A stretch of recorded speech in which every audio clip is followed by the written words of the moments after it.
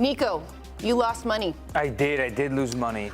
You lost money? Yeah, I did. So Nico bet $50 with Alexis that Emma Hayes would not change up the starting 11 from what we've seen, and then there were in fact some changes. Tierna Davidson was in at center back. She was. Here's for Emily $50 to the general so the morning pot, Footy pot. we've got $50 going into. We have a new rule, and I know you like to gamble as well on the show. On the show, like I bet you this, I bet you that. Here's what we've decided. I don't want the money to go to each person. We're going to put it in a pot, and then all the bets that we do on this desk. Yeah. And all of the money goes to, like, say, a big holiday party or something at the end of the year for us. It's a great idea. I bet Alexis $50 because what I'm seeing in Emma Hayes is a certain routine. She doesn't like changing her team much, and I bet him that the lineup was going to be something. It was not. I was off by 1. She went back with Tierna Davidson, only to take her off at halftime, which I think is a little bit telling of the situation, right? I don't know if Tierna Davidson's 100%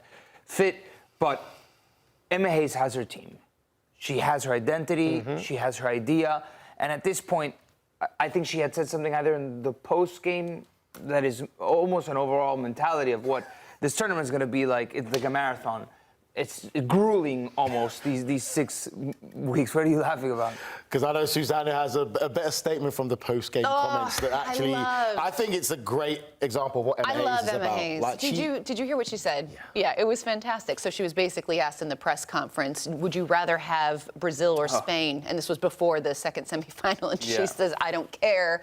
I just want to drink. And I said, samesies. That's a statement alone of the type of manager that she is, that she doesn't care who she's coming up against. She has no fear.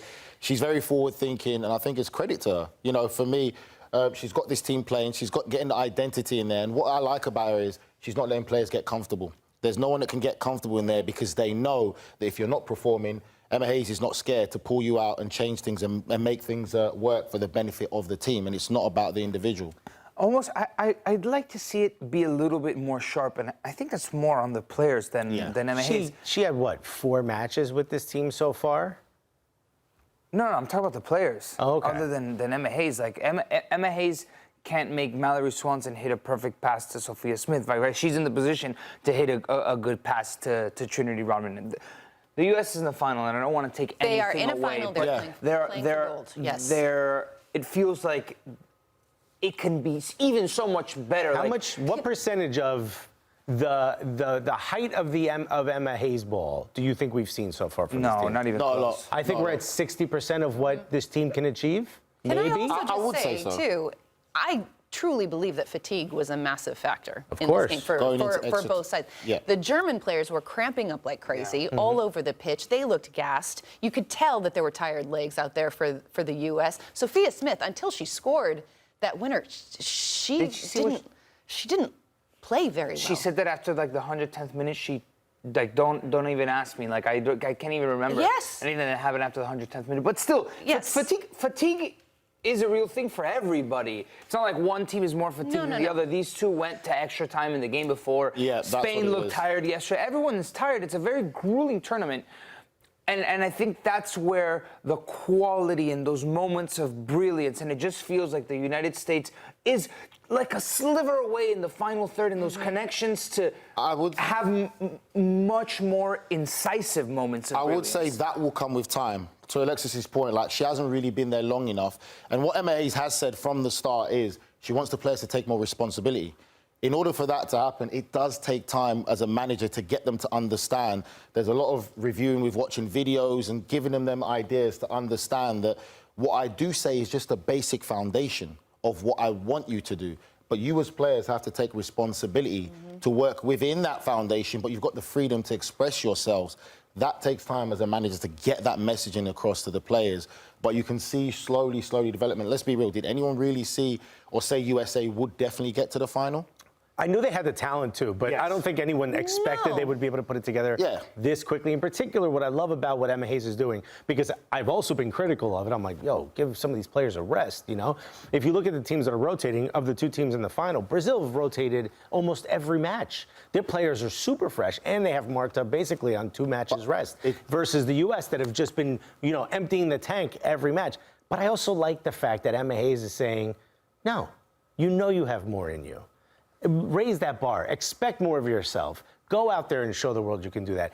You know, do more than you thought you can do. I love that. I love that about her. It's tournament football. You have to make changes. What I admire the most is she's not scared to make changes. Regardless of your name, if she has to, she'll do it. Even if you're going to get 45 minutes, she's doing it for tactical purposes that benefit the team. That's something you've got to admire, because we've seen managers get in this position and be very stubborn. Oh, because we won the last game, because these players won and got through it, they're the ones that's going to start again. It doesn't work like that when it comes to tournament football, especially the modern game of football. Absolutely. All right, time now for our Auto Trader Player Spotlight, and we are looking at goalkeeper Alyssa Naeher, who came up very big late in this one. A massive save to keep the 1-0 scoreline intact. Over 5 matches, she has 18 saves. She's only allowed 2 goals, 3 clean sheets. Nigel, how important is it in a competition like this to have a solid keeper that you know can come up big in those crucial moments? Oh, it's so important. I've said it a while back. A goalkeeper now, a world-class goalkeeper, Alyssa Naeher, that we could say she is as important as having a world-class striker that's going to score you goals. Because when you talk about this game, that big save that she made in the dying minutes of the game, where Smith will get the ball and have a one-on-one with herself, but not capitalise on that. That was massive, because if that goal went in and it was 1-1, I know Nico's going to say yes, there's elements of the game. The goal could have been offside, which is right, because I thought so, but he didn't have to go to review. But just pulling out that save was vital in the game. When you talk about the mentality, if you're on that pitch as a player and your goalkeeper makes a save like that in the dying minutes of extra time, in your mindset, you already know we're going to win this. It's just an instinctive thing in your head. It's like, we're going to win this. That there is it. This game is ours. Massive, massive save. And like you said, for me, world-class goalkeeper. And it's also great that we're giving her flowers, because for other young players coming through, you don't always have to be the striker. You don't always have to be a winger. There's so many intricate parts of what position you play that is vital to a team's success. And we're not that far removed from pretty much everyone at this desk, including myself, questioning whether she was the right choice as the starter after a horrific season in NWSL with a very bad Chicago Red Stars. She was shaky going into the World Cup. I'd like to add more flowers to the defensive component of all of this. Naomi Girma is the You mean mightiest, Naomi Girma Van Dyke? She's amazing. She's the mightiest patrol of the back line. I said it yesterday, I'll say it again. She's the best center back in women's football. It is very difficult to get past her, even if she's fouling. There's this very modern concept of center backs where you have to be so clean, right? You have to, no fouls. When it's like, man, I want my center back to foul a little bit, to ruffle some feathers, to go in there, to be commanding, be demanding, have that physical presence where a striker's going to be like, okay, wow, she's not messing around. And Girma's got all of those qualities, you know, like, I understand Virgil van Dijk nowadays, he's very clean, you know, he measures his distance really well, he knows when to come inside, he doesn't commit a lot of fouls. But obviously, you guys know I'm a little bit more of a traditionalist, a little bit old school. I like that center back that doesn't care to get dirty, doesn't care to rub shoulders, bump you a little bit. And Girma brings a lot of that to the table, and I really like it. I also love how she can defend anywhere on the pitch. You know, she doesn't need anyone around her. She can cover so much space. So much and there's a thing she does where she just lets the opponent believe they have more space than they really do, and immediately closes down and knocks the ball out from underneath them. It's absolutely amazing.